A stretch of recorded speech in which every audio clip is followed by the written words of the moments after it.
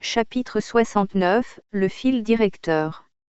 Ilia se tenait immobile au bord d'un lac. L'eau était calme, mais sous la surface, tout circulait. Pour que l'athénium symbiotique voie le jour, il ne suffit pas d'avoir des idées. Ni des visions. Ni même des projets gigantesques. Il faut un fil directeur. Il laissa l'expression se former en lui. Un principe de cohérence. Une structure invisible capable de relier les nations, les communautés, les décisions. Sans cela, chaque pays agit pour lui-même. Chaque peuple se replie. Chaque individu se disperse. Et le chaos ne surgit pas par hasard. Il naît de l'absence de coordination. De l'absence de responsabilité partagée. Il observa les cercles que formait un insecte à la surface de l'eau. Sans axe. Sans direction. Le mouvement se dissout. Le fil directeur ne serait pas un empire. Ni un gouvernement unique écrasant les différences. Ce serait un réseau stratégique. Une architecture vivante. Un système où chacun connaît son rôle. À l'échelle mondiale, il imagina un sommet, non pas un trône, mais un centre de compétences. Des scientifiques. Des experts en énergie. Des stratèges. Des spécialistes de l'agriculture, du climat, de l'éducation, de la santé. Non pour régner. Pour orienter. Fixer des priorités globales. Anticiper les crises. Distribuer les fonctions selon les capacités réelles. À l'échelle des nations, chaque pays deviendrait un organe spécialisé. Certains assureraient l'énergie. D'autres l'alimentation. D'autres la préservation écologique. D'autres l'innovation technologique. Comme dans un corps sain. Aucun organe ne domine. Tous contribuent. Les conflits pourraient exister. Mais jamais au point de menacer l'ensemble. La diplomatie deviendrait un outil de survie. Plus un instrument de puissance. À l'échelle locale, villes et villages seraient des cellules actives. Chaque citoyen comprendrait son impact.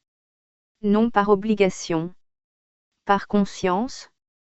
Chaque décision locale aurait une portée globale. Il sentit la gravité de cette pensée. Le fil directeur repose sur 3 piliers, complémentarité. Chaque action soutient les autres. Transparence. L'information circule suffisamment pour empêcher la manipulation systémique. Responsabilité. Chaque décision est évaluée pour ses conséquences immédiates et futures. Il observa les arbres reflétés dans l'eau. Si l'un tombe, l'écosystème s'ajuste. Mais si trop tombe, l'équilibre se rompt. Grâce à ce fil, les erreurs pourraient être corrigées avant de devenir catastrophes. Les ressources utilisées selon les besoins réels. L'énergie du vivant respectée. Optimisée. Mais ce fil n'est pas une mécanique froide. C'est un choix politique. Un choix exigeant. Il demande du courage.